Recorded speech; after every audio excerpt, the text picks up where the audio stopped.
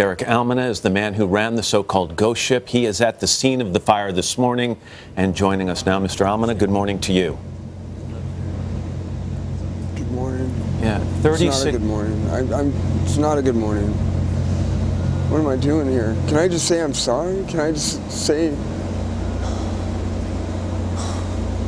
The only reason why I'm here is to put my face and my body here in front. Just listen.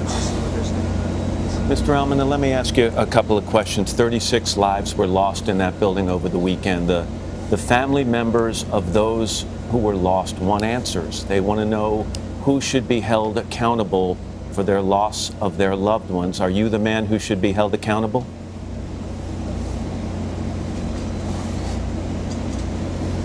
Am I the man who should be held accountable? Did I build something that with the I mean, what am I going to say to that? Should I be held accountable? I can barely stand here right now. But it's a fair question, Mr. Almena. Obviously, there were some conditions in that building that may have led to a dangerous situation and led to what happened there. I laid my body down there every night. We laid our bodies down there. We put our children to bed there every night. We made music. We created art. We opened our home. What became our home, it didn't start off as our home. It started off as an initial dream, an idea that we would have a facility and a venue that would host everything from at-risk youth to the gay community to artists that couldn't perform anywhere to performance art and alternative arts, and eventually when you can't pay your rent because what your dream is bigger than your pocketbook, when the need for housing, when the need for people to be able to sit down and be warm and make food and take a shower and take a bath and go to bed. And so we created something together, you know. This stopped being me. This wasn't about me 3 years ago. I signed a lease and I got a building that was to city standards, supposedly. And I was lured into something that I had to constantly... Mr. Almena, it may have been a dream, and all of that may be true. You provided a space for some people to live, but according to the city, it was not under code.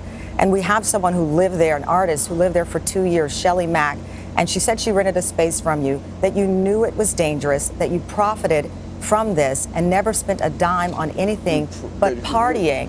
What did you do to ensure this? I mean, I don't want to talk about it. I don't want to talk about me. I don't want to talk about profiting. This is profit. What can you tell me you did to ensure the safety of those people who live there? I laid my 3 children down there every night.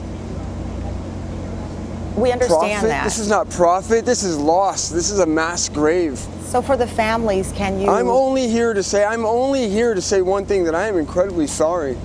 And that everything that I did was to make this a stronger, more beautiful community and to bring people together. People didn't walk through those doors because it was a horrible place. People didn't seek us out to perform and express themselves because it was a horrible place. I'm 47 years old. I'm the father of this space. Mr. Almena, no one is saying it was a horrible place, but people are... on the night of the fire,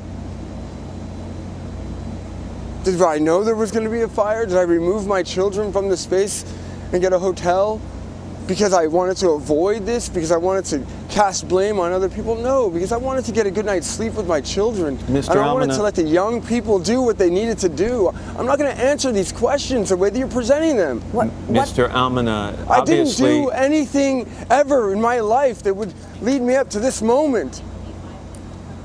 Can I ask you if you are... I'm an honorable man. I'm a proud man. No, I'm not going to answer these questions on this level. Are you worried that you will be charged? I would rather get on the floor and be trampled by the parents. I'd rather let them tear at my flesh than answer these ridiculous questions. Mr. Almena, I'm so sorry. I'm incredibly sorry. What do you want me to say? I'm not going to answer these questions. Then we will call this... I'm just going to say that I am sorry. Then we'll end the interview there, Mr. Almena. If you have to hold my soul accountable, if you have to hold my soul accountable for believing in something.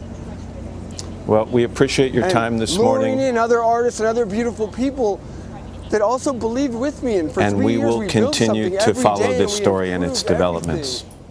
Derick Almena. Thank you Mr. for your Almena, time. thanks for your time. I think you can agree or disagree with this, but what we're asking Mr. Almena was a series of questions that investigators are going to be asking over the coming days, either of Mr. Almena or of other people, about the conditions inside that building that may have led to a dangerous circumstance. And some of those allegations come directly from people who lived in that building. And we spoke with women yesterday who said they slept with an extinguisher. There were concerns about the safety. Mr. Almena leases the building, someone else owns it. However, when asked about modifications that he made and safety precautions, he's been unable to answer them at this point. And we understand that with a lack of resources and money, sometimes it's not possible to do things the way you want, but there are building codes and there are inspections and there are permits for a reason, and that is what the investigation is going to focus on in the coming days. And we hope he'll provide those answers because there are families, 36 of them, and many more who want them. Hello, Today fans. Thanks for checking out our YouTube channel. Subscribe by clicking that button down there and click on any of the videos over here to watch the latest interviews, show highlights, and digital exclusives.